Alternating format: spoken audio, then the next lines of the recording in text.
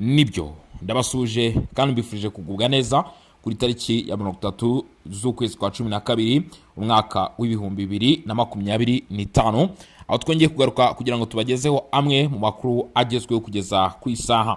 Nshuti bavandimwe banwanyi batara mu kazi mudukurikirana muri mu bice bigiye bitandukanye, ndabasuje kandi mbifurije kugubwa neza, ngira ni amahoro y'Imana abane namwe mu by'ukuri. Aho muri mu gihugu cy'u Burundi, abari muri Uganda, abari mu Rwanda, Repubulika Demokarasi ya Kongo nani mu bice bigiye bitandukanye mwese mbifurije kugubwa neza. Reka rero mbabwira ko tugiye gukora ku makuru akomeye cyane, aho tuza kwibanda ku makuru agaragaza ko Uvira yaba igiye kubohorwa, aho ingabo za Fardc zaba zegereye umujyi muri kilometero nya cyane. Ni mu gihe kandi muri amakuru turaza kubwira ko ingabo za leta ziyemeje kwinjira muri Uvira mbere yuko umwaka urangira. Ese ibi biraza gukunda? Turareba n'ibice igisirikare cya leta Kongo Fardc cyaraye kibohoye. Muri amakuru kandi ndakubwira ko hari bamwe mu barwanyi ba M23 bakomeje kwishyikiriza igisirikare cya leta Kongo Fardc nkuko byavuzwe n'umwe mu bayobozi ba Fardc.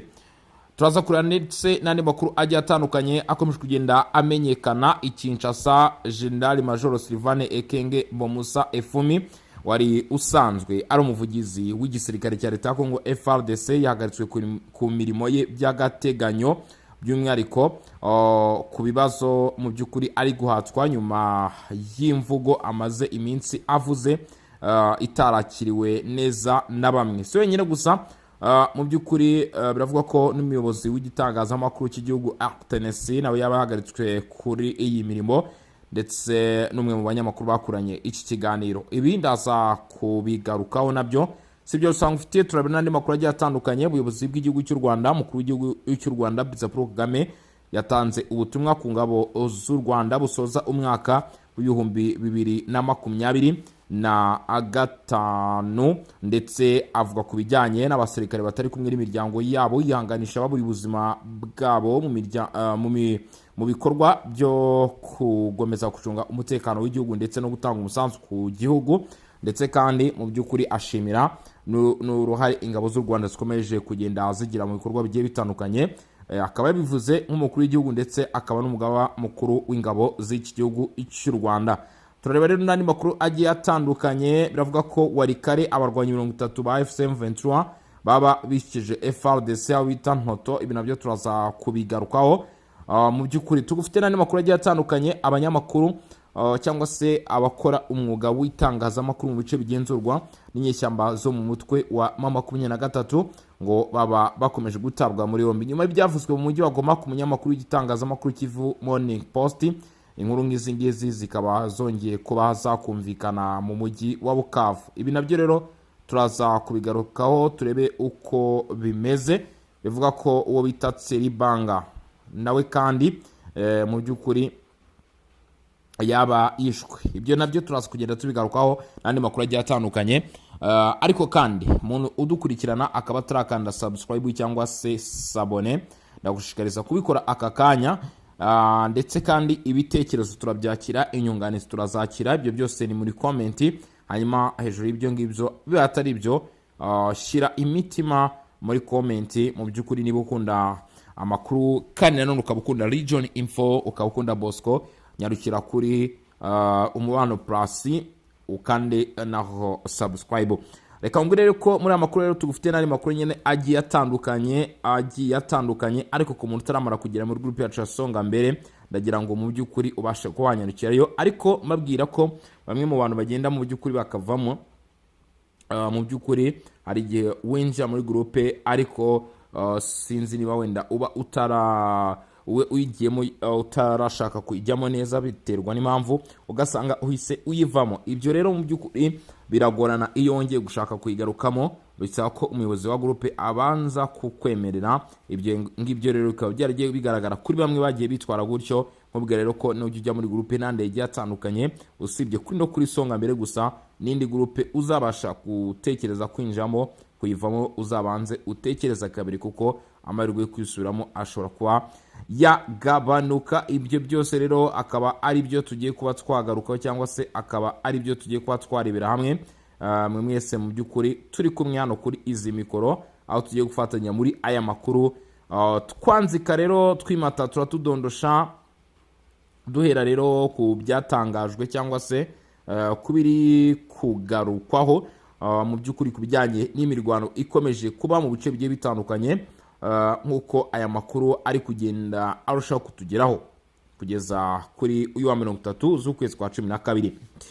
Uvira ngo yaba igiye kubohorwa, ndetse si ibyo gusa, ngo ingabo za Fardc zamaze kwegera uyu mujyi mu ntera ya kilometero nkeya cyane zigera kuri 5, ahantu ushobora kureba n'amaso yawe niho igisirikare cya leta ya Kongo Fardc kiri kugeza kuri ubu ngubu. Uvira ni kamwe mu duce tugaragara mu ntara Kivu y'Amajyepfo muri Repubulika ya Demokarasi ya Kongo, tumaze iminsi twibasirwa n'imirwano ikomeye cyane cyangwa se imirwano y'inkombati, aho Fardc ishyigikiwe na Wazalendo n'ingabo z'u Burundi yari ihanganye n'umutwe wa M23 ndetse n'abawushyigikiye.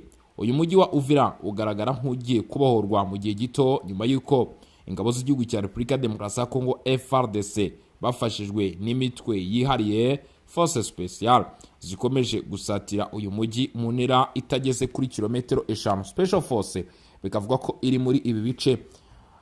Amakuru aturuka mu nzego za gisirikare yemeza ko kuri wa mbere ku itariki 29 Ukuboza 2025 ku munsi w'ejo, ubwo twatangiraga iki cyumweru, habaye imirwano ikomeye cyane.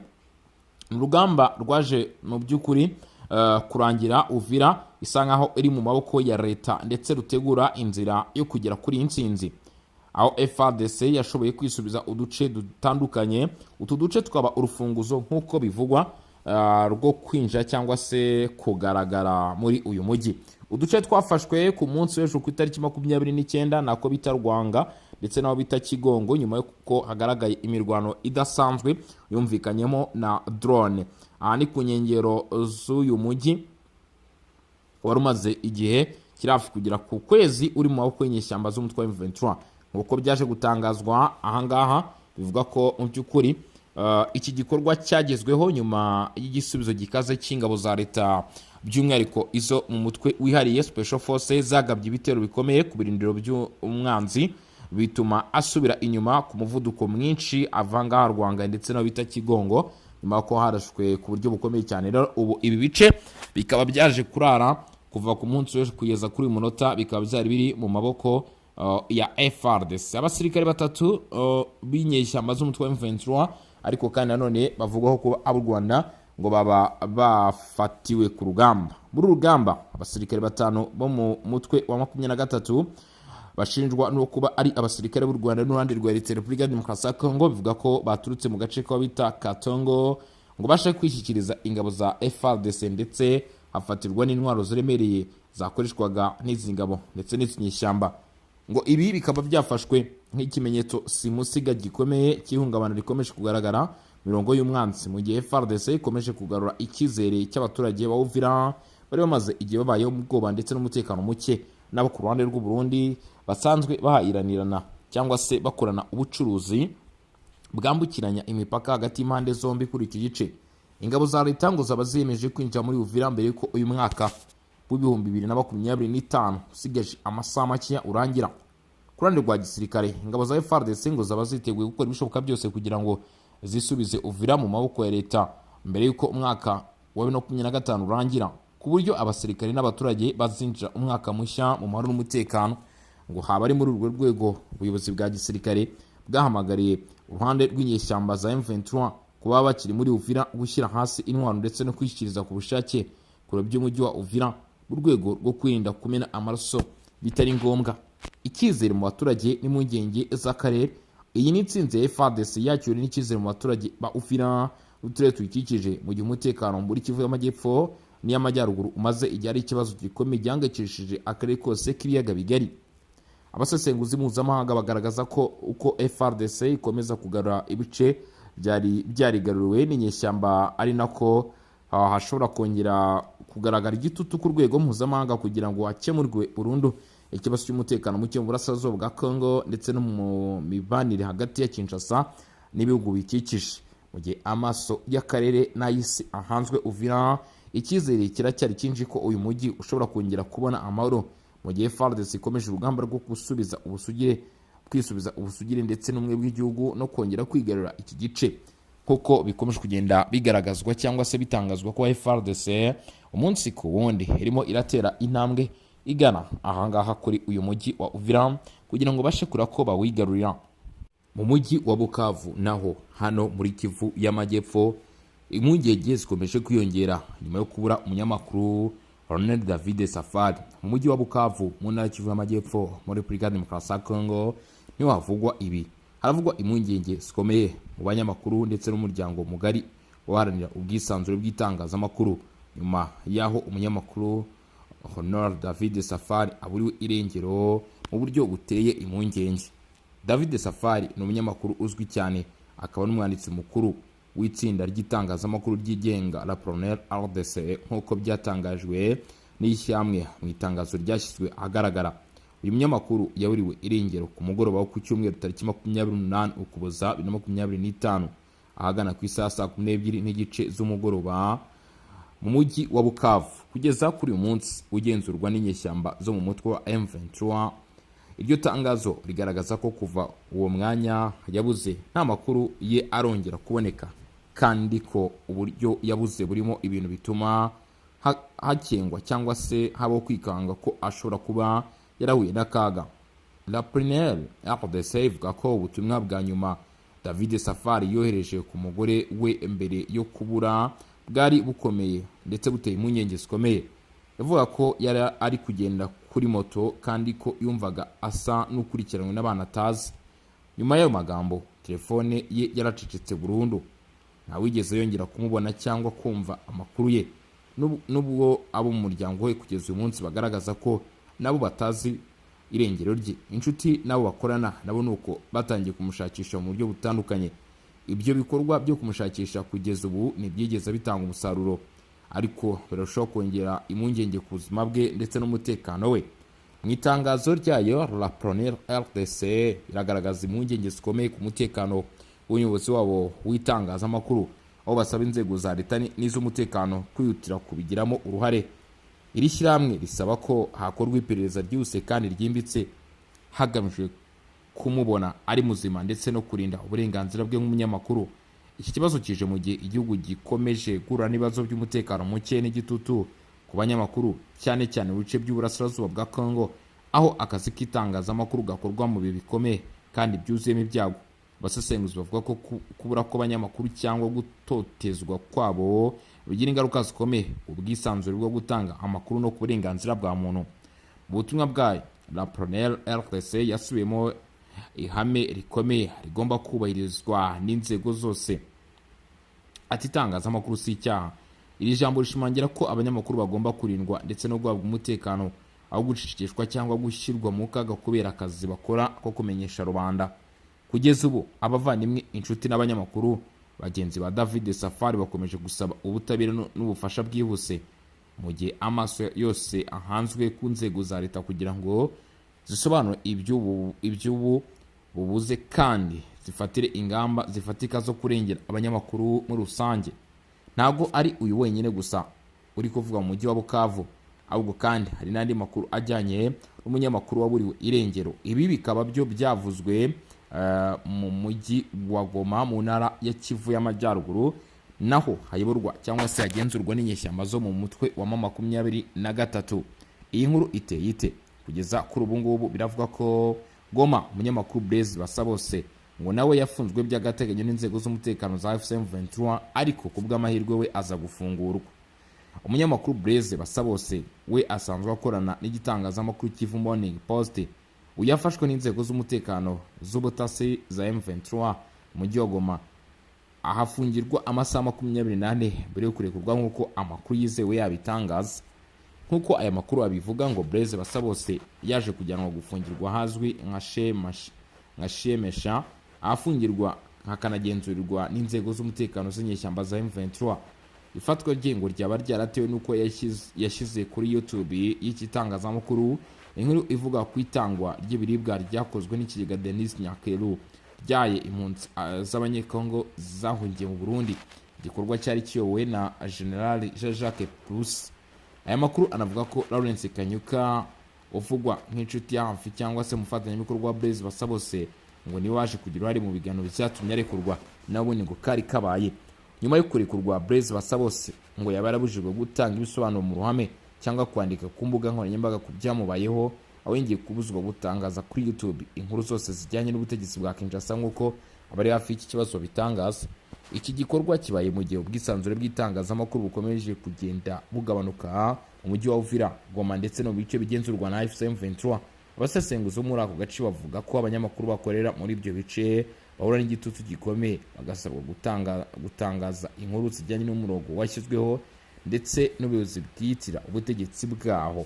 Mu yandi makuru akomeje kugenda amenyekana ku bijyanye n'itangazamakuru, Bukavu nubwo hari abari kuburirwa irengero, Goma bagafungwa ariko ahakazaho no kubafungura. Boniyaho ngo icyaje kuba n'amarorerwa hajemo n'imfu ni muri iyi turi. Amakuru aturuka muri Boniyayo aravuga ko icyo twakwita nk'urugaga rw'itangazamakuru bahagaritse ibijyanye n'amakuru iminsi 3 yose nyuma y'umunyamakuru Tseri-Banga. Abanyamakuru bo mu ntara Ituri ngo bafashe icyemezo cyo guhagarika gutangaza amakuru mu gihe cy'iminsi 3 yose kuva kwa kabiri ku itariki 29 Ukuboza kugeza kwa kane ku itariki ya mbere Mutarama 2026.